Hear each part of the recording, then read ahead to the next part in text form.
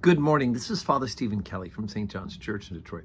We're continuing our series of daily morning meditations where we generally look at one or another lessons that are assigned for morning or evening prayer, what is known as the Daily Office Lectionary. Today for Thursday, let's take a look at the lesson that's assigned from the second lesson from St. Luke's Gospel.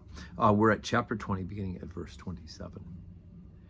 Then came to him certain of the Sadducees, which deny that there is any resurrection, and they asked him, saying, Master, Moses wrote unto us, if any man's brother die, having a wife, and he die without children, that his brother should take his wife and raise up seed unto his brother. There were therefore 7 brethren, and the first took a wife and died without children. And the second took her to wife and died childless. And the third took her, and in like manner the 7 also. And they left no children and died. Last of all, the woman died. Therefore in the resurrection, whose wife of them is she? For 7 had her to wife. And Jesus answering said unto them, the children of this world marry and are given in marriage. And they which are accounted worthy to obtain that world and the resurrection from the dead neither marry nor are given in marriage. Neither can they die any more, for they are equal unto the angels, and are the children of God, being the children of the resurrection. Now that the dead are raised, even Moses showed at the bush, when he called the Lord, the God of Abraham and Isaac, and the God of Jacob. For he is not the God of the dead, but of the living, and all live unto him. Then certain of the scribes answering said, Master, thou hast said well. And after that they durst not ask him any question at all. So here come the Sadducees, right? They don't believe in the resurrection. That's the difference between, one of the differences between the Sadducees and the Pharisees, the two major religious leadership parties in the ancient time of Israel.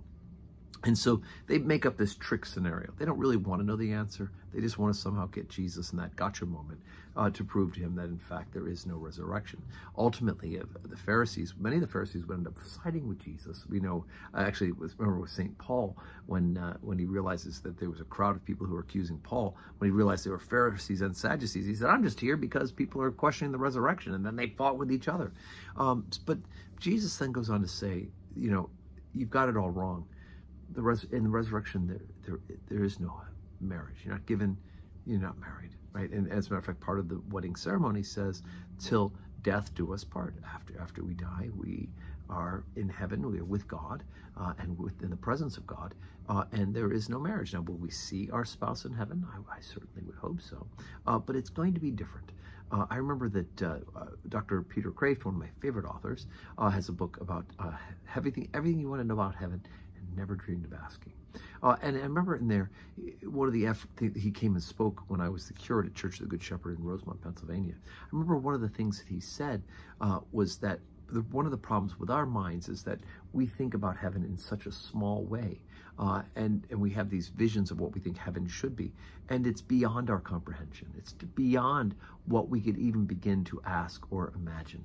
And he said, quite frankly, you know, he can make a comparison, Dr. Kreeft, in the book, that if you were a child were to be told that there's something much better than a Snickers bar when they're 7 years old and they're enjoying that Snickers bar, and you say there are going to be things in life that are much more wonderful and pleasurable when you get older and you get married, and that kid can't even begin to fathom that there's anything better than that Snicker bar in that moment. Well, the same is going to be true about heaven, right? The reality that there's going to be something so much more wonderful than because we're in the presence of God. Just being in the presence of God will be so much wonderful that these earthly constructs of marriage and these earthly constructs of what we think heaven should be, when we get there, we're like, man, why did I think so small, right? I'm with God, and that's all I need. So it's just a little something for us to chew on. Today's Thursday, 9 o'clock, Holy Communion today. I do hope you can join us in person. And if not, we're going to anticipate the feast of St. Helena. Her feast day is actually Friday, but we don't have a Friday Mass. So join us at 9 o'clock, either in person, hopefully, or on the live stream. And I hope that you have a Thursday that's full of blessings.